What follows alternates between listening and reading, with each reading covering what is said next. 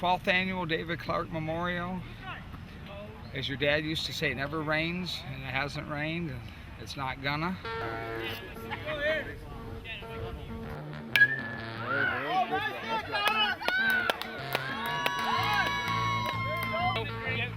Ball on, go three! 1, 2, 3, ball on!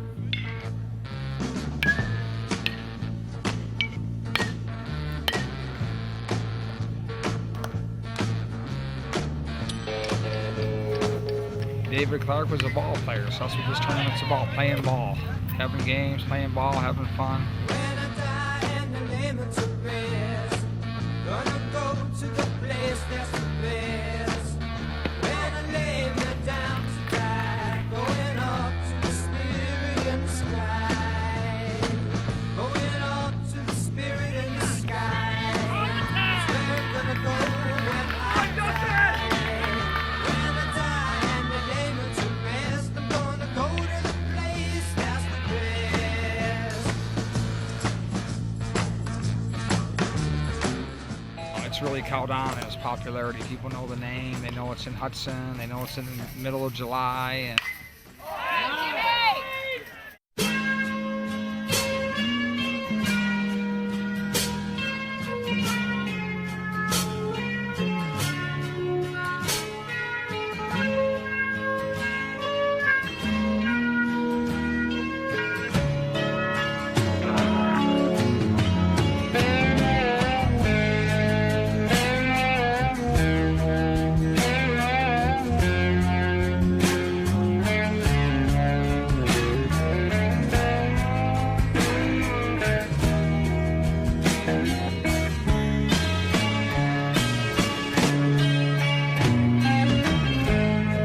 Train roll on down the line.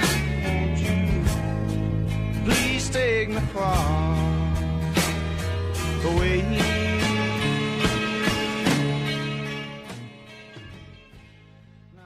David was very caring. He had a sense of humor. He was very smart academically. David was not your average boy that you see on TV with the hat backwards and the baggy pants. He was a shy, really funny kid. He enjoyed his friends, he enjoyed sports. He just enjoyed life. He was just very giving and very caring. And a lot of his friends said that he made them feel like they were special, that they were his best friend, even though David had many best friends. Where you at for Bert and Ernie? Turn up! Bert and Ernie! Better blow him out, David. Okay, you ready? Ready? Come on. Okay. You ready? You got the wind to do it? Well, let's just hold them tears over there and that'll put it out. Okay, you ready? Come on. Okay. Are we getting this? Because when he gets older. Yeah, we didn't hear the song yet. Whoa. You ready? Want me to blow up? Okay, you help me please just a little? Okay. Okay. Woo, boy. Oh, that was a tough candle. Send this to a home video show of him crying. Yeah, we'll put this on the home video. Oh, boy. Can you give me one big smile, David? I'll give a nice big all. Give him a smile. Okay, what do you want? What part of Bert and Ernie you want? Just want a little corner? Sure he does. Oh, sure. You sure? By golly, I do. David was our only child. He had separation anxiety. So anytime I would walk around, he would be right in my shadow, and they used to call him Shadow sometimes. And his first day at school, my wife dropped him off at the door, and she got back into the car, and he started to climb back in the car with her. We started out in Cub Scouts. Since David didn't want to be any place that wasn't with Mom and Dad, we were always one of the den leaders. I followed him all the way through there. I became the Cub Master, during his Cub Scout years. Then after he got out of Cub Scouts, he went into the Boy Scouts. David was a natural leader. He worked his way up all the way to senior patrol leader. He wanted to be a teacher. He loved science. I think he was kind of gearing maybe for middle school science. David enjoyed Quiz Bowl. He enjoyed Science Olympiad. He enjoyed working with the science teacher, Jeff Webb. He was in band. He played percussion. He did floor hockey. He did baseball. He was just involved with a lot of things. Well, I was born in a small town, and I live in a small town. Paradise, small town. What else did you ask for that was small? All my friends in a small town. My parents live in the same small town.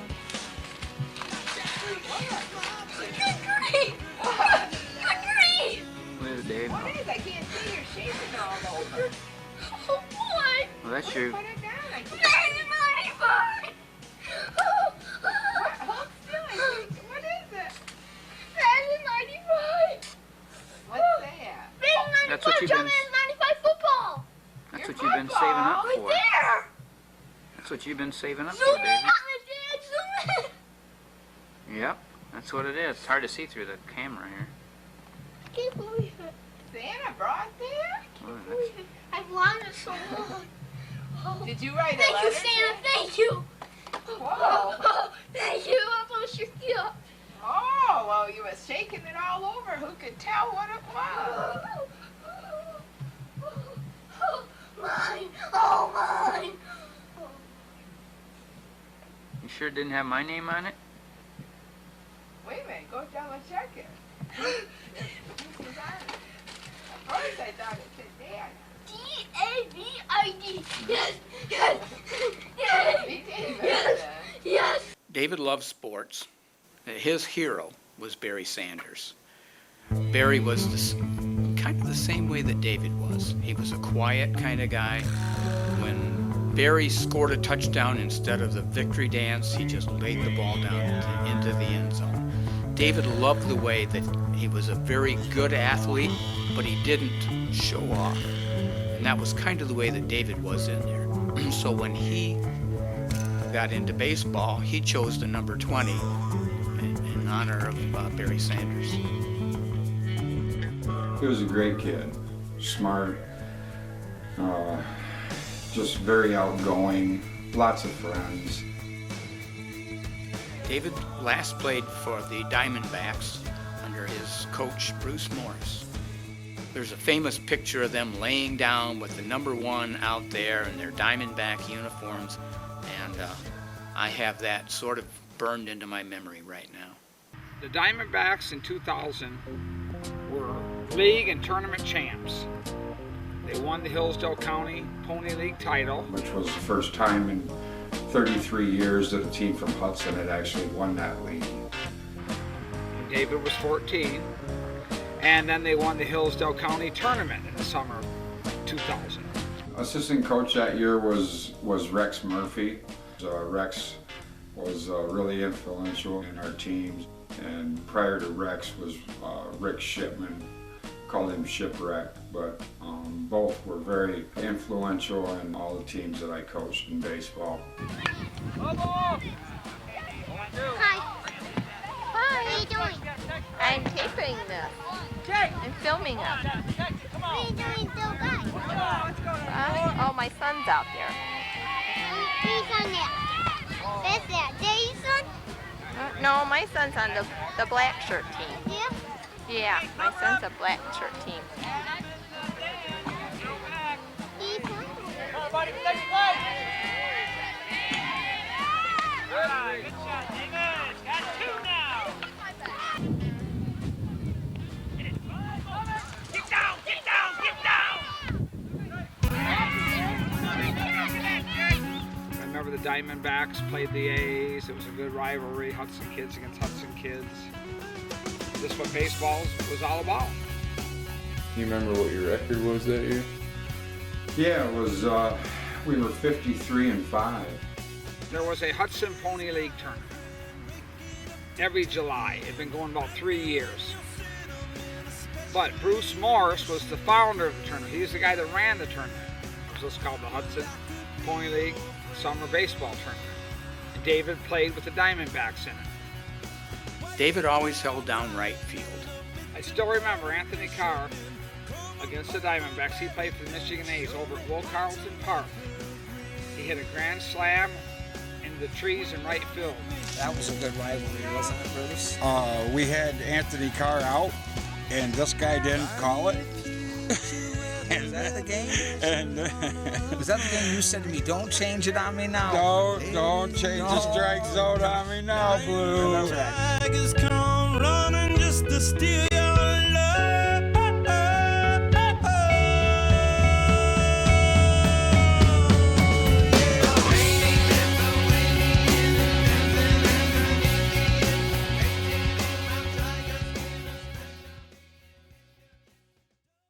Originally, he had a head cold, and it was a head cold because he passed the head cold on to his mother and to me.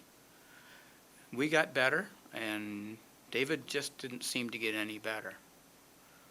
And we kept taking him to the doctor to find out what was wrong with him. When he started school, he said he wasn't feeling very well, and at that time, meningitis was going around the Detroit area. Well, David was in the band, and he was also in Boy Scouts, and he had come back from camp and towards the end of July. So in my mind, when he wasn't feeling well, I was thinking, oh, could this be meningitis? And so I took him to the doctor 2 different times, and the first time I was told, well, there was a flu bug going around.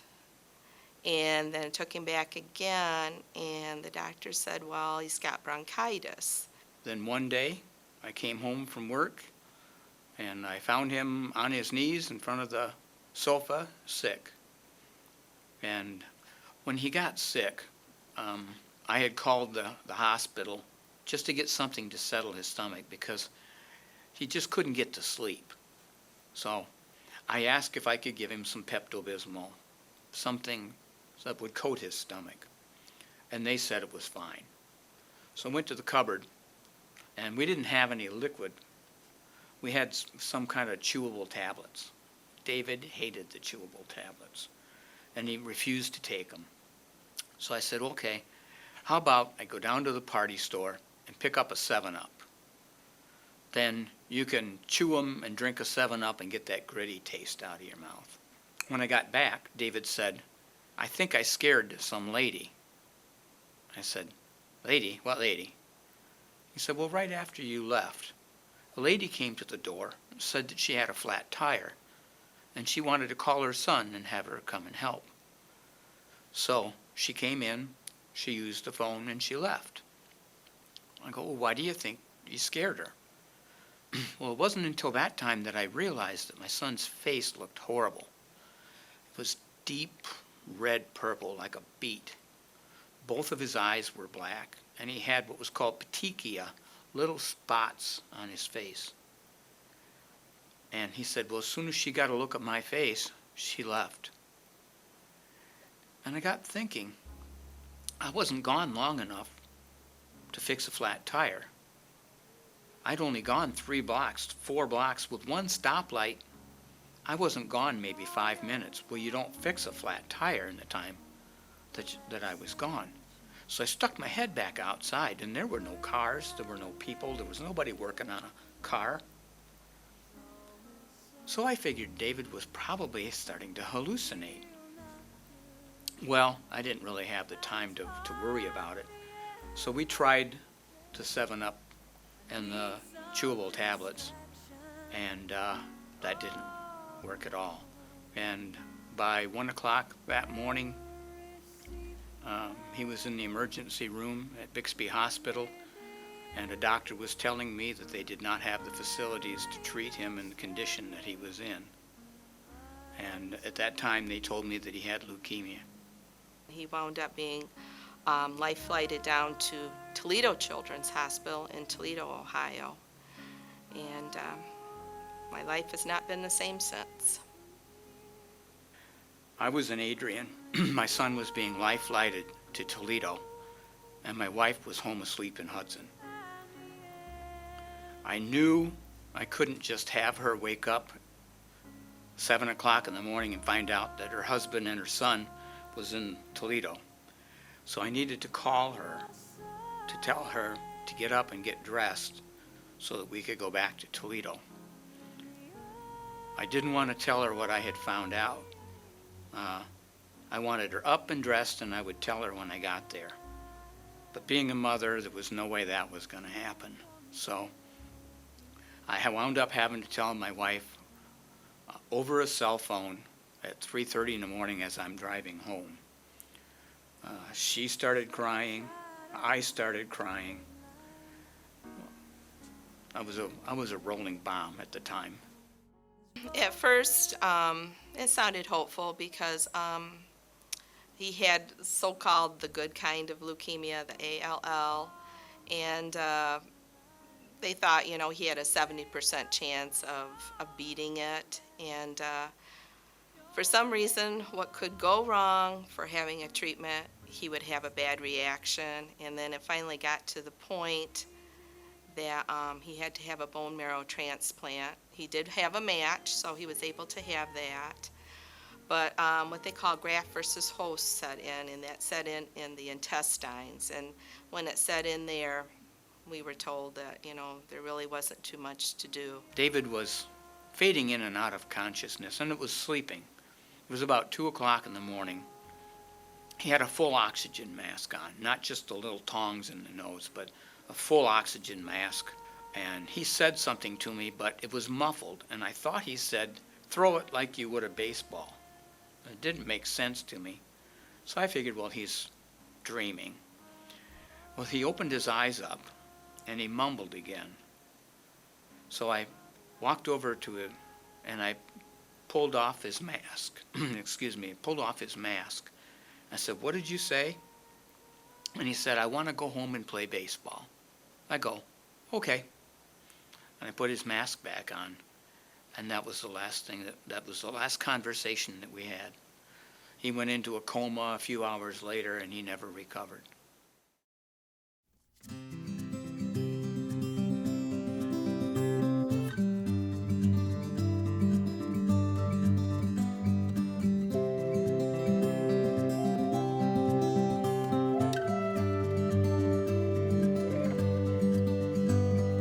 Yes, I understand that every life must end.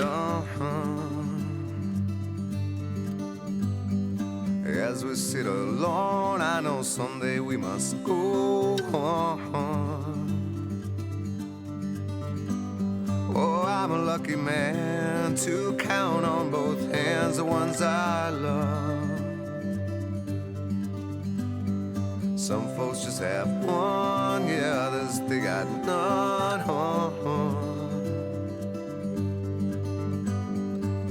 Stay with me, oh, let's just breathe. I was always worried that at some point in time he was going to ask me if he was going to get better or if he was going to die. It turns out that God had taken care of all of that for me. A few days before David died, one of our close friends, who was also a neighbor and was also a pastor of a church that we didn't attend, had asked if he could go down and talk with David. And I said, "Sure, you can."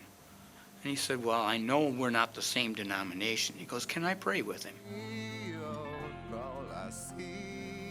So, about 3 years after David died, he was getting ready to move out of state. And he said, "I think I can probably tell you this."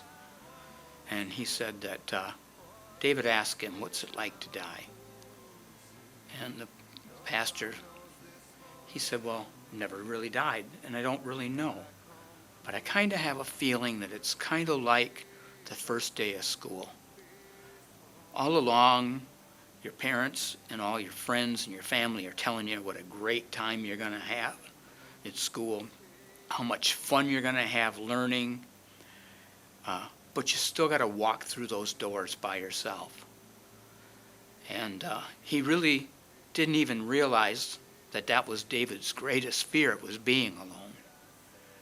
And the next thing he asked him is, how's Mom and Dad going to be? And he told them, there'll always be a hole in their heart, but they'll be fine. No one knows this more than me, 'cause I come cleaner.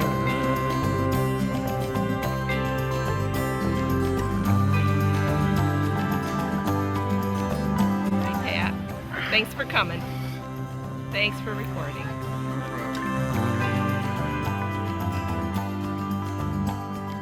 Nothing you would take,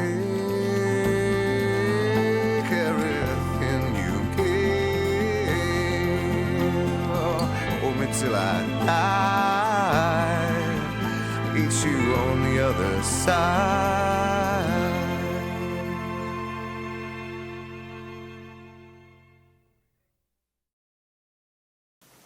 Shortly after David died, David's coach, Bruce Morris, came to me and said that he always organized a baseball tournament for 13 and 14-year-olds, just called it the Hudson 13, 14-year-old tournament.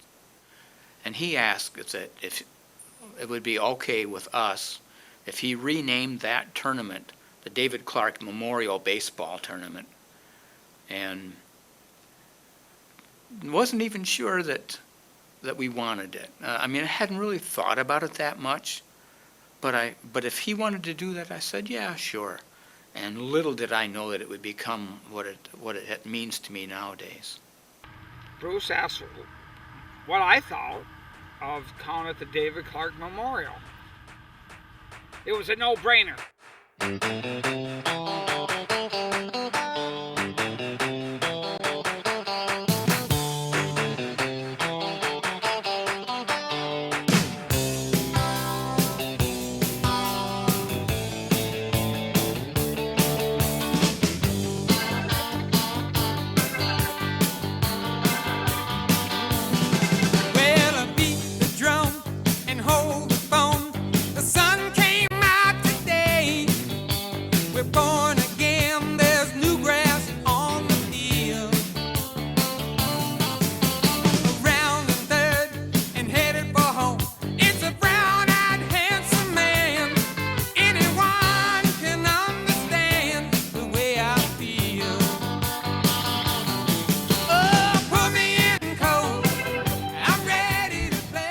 Mr. Milligan? Channel 11 News. Yeah. How you doing, buddy? I'm alright. How you doing? Good. Good. What's the David Clark Memorial mean to you, man? Oh, it's just a special. It's a great thing every year they put on, and couldn't go to a better cause. Just a great thing they do. I watched him when your dad coached him, actually. Come out here and spent a lot of time with him. And like I said, it's just something they do, and it's very special. Cool. Thanks, man. You bet. You know I took some lumps when the mighty case struck out. So say, hey, Willie, tell the cow, and Joe DiMaggio. My name's Pat McCabe. My son played on Watson and Joanne's team with David. I look forward to this every year. This is my one tournament that I will not miss. And I set aside time and everything like that. I love doing this tournament. What's your name? Josh McCabe, out here from the David Clark Memorial. How's it going? It's going good. It's my first game today, but stuff seems to be going pretty good. Had a good turnout, it seems like. A lot of teams. So hopefully the kids are having fun and the weather stays kind of cool. Did you know David? Yes, I did. How was he? He was a year above me in high school, but everyone knew David. He was a good kid. Everybody enjoyed his company, and glad they can do this for him every year.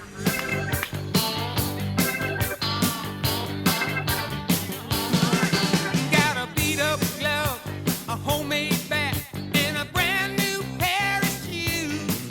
You know I think it's time to give this game a ride. Just to hit the ball and touch them all. Dale McFall. And what do you do here, Dale? I'm an umpire. David was a fine young man, and it's you know, the Clarks, his parents, and my good friend Bill Malawi do a great job of putting the tournament on. It's for a good cause, and happy to come out and be able to help. It's a good competition. It's good to see young people out here competing, and the main thing they need to keep in mind, and not just in this tournament, but in all youth sports, is what it's all about. It's about competing and learning rules and getting along with each other. And yeah, everybody wants to win. I like to win in everything I do, but at the end of the day, we all go in the same place. We're going home. So it's not that, you know, winning is important, but it's not the only thing. We're the Kaufman family from Wasion, Ohio. The Kaufman family? Yes. And how many years have you been coming? It's been about 6 or 7 straight years, but it's been at least 6. We've had 3 boys go through Pony League, Little League and Pony League, and we're now graduating from this age group and this tournament. Really enjoy the tournament. It's run really well. Schedules are pretty accurate, and the teams are pretty similar in nature, and we've always had a good time here.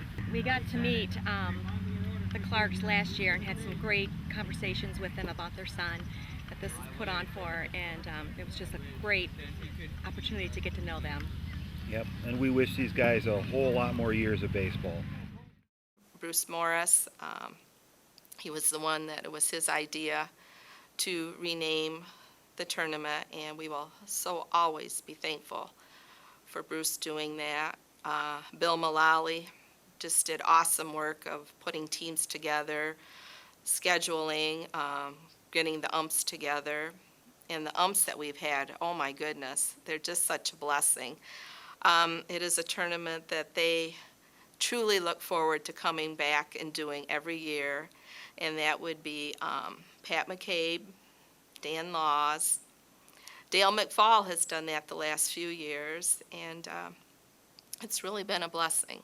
Okay, Pat McCabe, when you talk about umpires, Pat McCabe's been there, I believe, since day one. First year, Pat McCabe. He'll do a game for you, he'll do 2 games, you need 3. Nowadays, Pat's doing 3, 4, 5 a day. Yeah, we're lucky to have Pat. I'd say it was about 5 years ago, maybe 6, the late 2000s, like 7, 8, or 9, somewhere in there. Pat took a line drive. He was up in the field. He was behind the pitcher, watching the guy on second. He took a line drive, basically, off his head. I was out behind the pitcher's mound, and they had a kid on first and third, and they yelled going, so I took a quick peek look, and the kid pitched, and the kid hit the ball, and by the time I looked back to see the balls coming at me, it turned around and knocked me out, put me on the ground. I'm not talking about ducking. Straight off the side of his head, or the front of his head. Pat had some serious damage done. Fortunately, Pat had to leave the game. Pat had to get checked out. Fortunately, Pat was okay. That's my most memorable for this. All right. But the other memorable thing is that it has never rained on this tournament. Every game has been played. It's just awesome. And we take and put that up for David doing that for us. We've had several people umpire. We've had our regulars though. We have a lot of faithful, committed, year-to-year umpires. Dan Laws has been doing it for, I'd say, a decade. I mean, there's been 12 of them. He's been doing it for close to all 12. Bruce Morris umped countless games when he helped me run it. Bruce would have his sons ump. Joe's umped quite a few games. Joe Morris, Jake, and Pat Morris. The 3 Morris boys have all been umpires. And as I like to say about Pat, Pat has been a player. Pat has done everything from playing the tournament to fix the fields up for the tournament to paint the field for the tournament. He's umpired in the tournament, and now he's working on a documentary.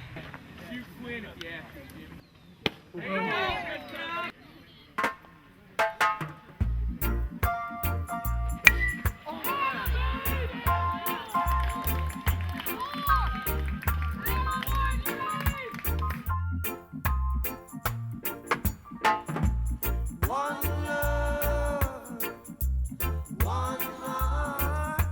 Let's get together and feel alright. Hear the children crying. God darn it! Hear the guys next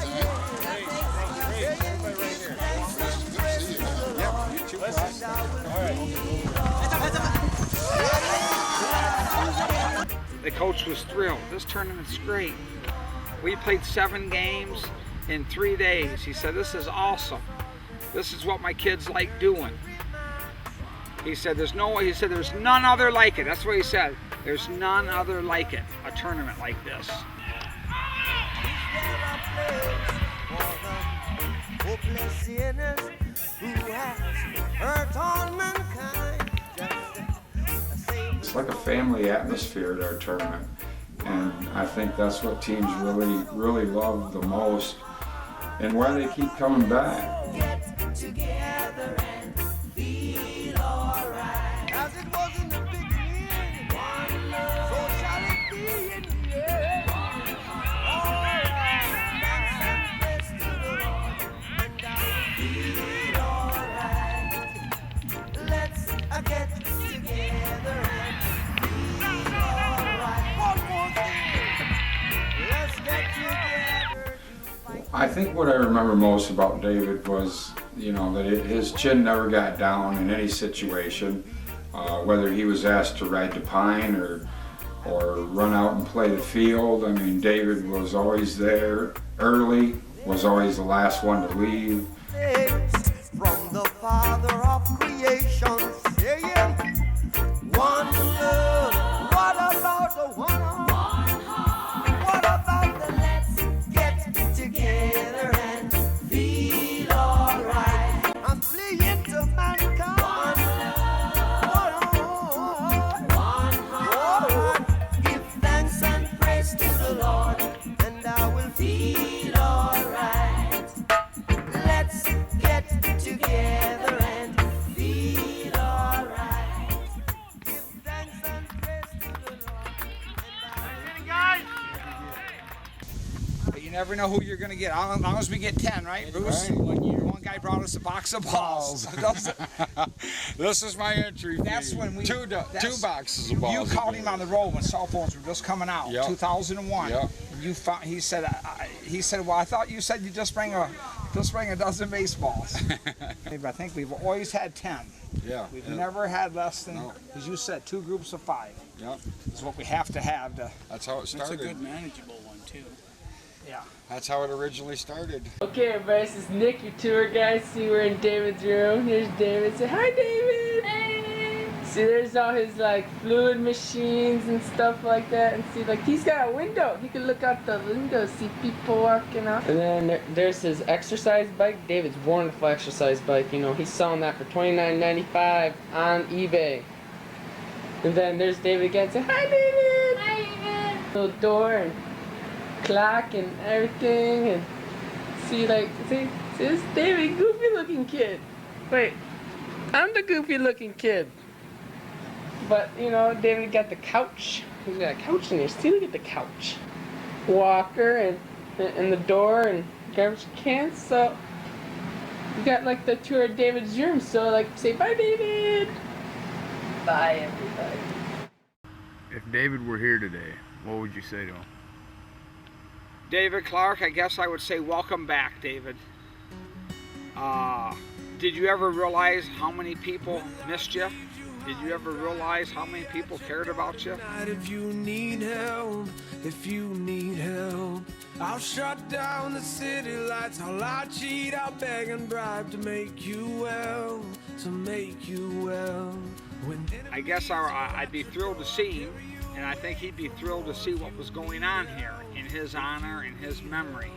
What do you think he'd say to you? Thanks for keeping me out there. Thanks for keeping my memory alive. I'd simply say you're welcome. It's been a pleasure. Something we enjoy doing. And I will do it for you. Baby, I'm not moving on. I'll love you long after you're gone. For you. You will never sleep alone. I'll love you long after you go. And long after you're gone, gone, gone. When you fall like a statue, I'm gonna be there to catch you, put you on your feet. On your feet, and if your well is empty, not a thing will prevent me. Tell me what you need. What do you need? I surrender honestly. David, we're here today. What would you say to him? I would just, I would tell David that I love him and that I miss him. What do you think he'd say to you? I think he'd probably tell me I was still the biggest asshole he ever played for. After you go, and long after you're gone, gone, gone. You're my backbone, you're my cornerstone, you're my crutch when my legs stop moving. You're my head start, you're my rugged heart, you're the pulse that I've always. Any questions? You pitch who you want, when you want, that's up to you. Okay? Dave, have your team line up here. Have your team line up here for the ceremonial first pitch. Good. Maxton, your home team, you're the highest seed. Have the players come on out. Watson! I'm not moving on. I'll love you long after you're gone. You will never sleep alone. I'll love you long after you go. Every year for the championship game, we got the home team, Maxton Bulldogs, the guests. On the scoreboard, we don't have a scoreboard, but the guests, Langston Moose. Okay, watch the clock. David Clark's father for the 12th year will throw out the first pitch to kick off the championship game. Here we go, Watson. Right. Okay, come on, Don't stop beating. Like a drum, baby, don't stop beating. Like a drum, my heart never stops beating for you. And long after you're gone, gone, gone, I'll love you long after you're gone, gone, gone. I remember one time I was umping behind the plate, and a ball was hit to dead away center field, and the center fielder just stood there and watched it land right in front of him. I called time and walked out and talked to him, and I told him, I said, you know, I didn't drive all the way up here from Virginia to Michigan to watch you stand here and do that, and I don't think the parents on your team did either. And I said, and if I see you do that one more time, I'm going to jerk you out of the game. You won't have to worry about your coach doing it. And I said, because the person that this tournament is molded after, David Clark, he would have done anything to have one more swing of a bat, dive for one more ball, or even stand on the fence and root on his teammates. And I walked him over to right field while I still had time called and showed him his number that I paint in right field every year. And I think he got the message, because the next inning a ball was hit, crushed to center field, and he made a leaping grab right through the breakaway fence. And after that inning was over, his parents came to me and said, thank you. That was probably the best gift you could have done for my son. It's very touching. It's really, I don't know how to put it into words. It's just very, very touching to see something that started back in 2001 grow into what it has become now. You almost can feel David's spirit is with you out there. And just to hear the positive feedback that come from the coaches and the players and even parents I've had come up and just say how much they've enjoyed the tournament, and people will ask us about David, and so you get to tell his story. If David were here today, what would you say to him? that I love you very much and that I'm so proud of him. David most likely would tell me to stop worrying, that he's in a better place now, that he's not hurting, and to try and get on with our lives.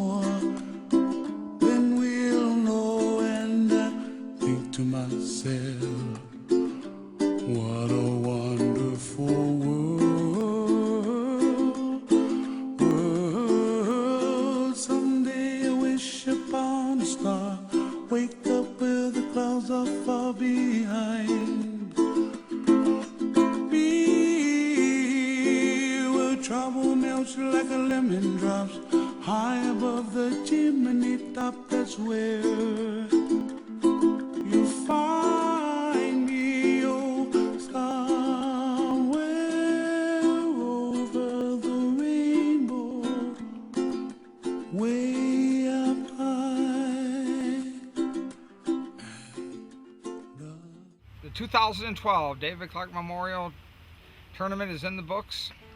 X11, the 12th annual, and the Lansing Moose have been coming to this tournament probably 6 years now. They finally got their first championship, so it's kind of neat to have a different team win. They won 7-2 in the championship. They played 7 games total. They went 6 wins. They had a tie and no losses, so they definitely were the best team, best record. And it was kind of neat because they tied Maxton during pool play 4-4, and they beat them in the championship 7-2. And like I said, it was kind of special to have a first-time winner at this tournament. They come every year, and I know they'll be back. They love coming here, and it's just, this tournament's popular. People like coming. It's the David Clark Memorial. It's about playing ball. They get lots of games, and like the one people just said on the way out, they said, great tournament. It's under control, and there's like no problems. It runs smooth, and that's to the credit of my umpires and Watson, Joanne, just taking care of the fields, doing a little stuff, and people that help me. So to all the people that do their part, whether it's like the umping, just the people doing the snack bar that makes it nice, Hillsdale let us use their fields, that was special, using Fields of Dreams, and everybody just chipping in doing something, like Pat Moore's painting the field for me. It really adds a touch of class to it. And anyways, it was a great tournament. No rain, perfect weather, good sportsmanship. Nobody got thrown out, ejected, no fighting, no yelling at the umps. It was a total success. Very happy with it. And looking forward to next year, the 13th. But for 2012, great tournament. Thanks, Bill. All right, Coach, how's it feel to win? Unusual. How many years have you been coming here? This is our third year, and once we started coming here, we're going to come here every time. And we look to set up a season, we look for places to go. We find a place that treats us well, and that takes care of the tournament well, and then we put that in. So every year, we know from the start that this is one of the tournaments we're going to, and we save time for it. And I've never been, most tournaments you win or lose 3 games and you're out. This tournament, Bill really, he allows so much play.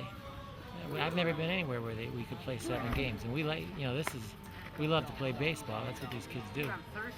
And the opportunity to play 7 games this tournament is unbelievable. We didn't even mind when we used to lose and play 6 games. We still were thrilled. So this is just a uniquely well done tournament.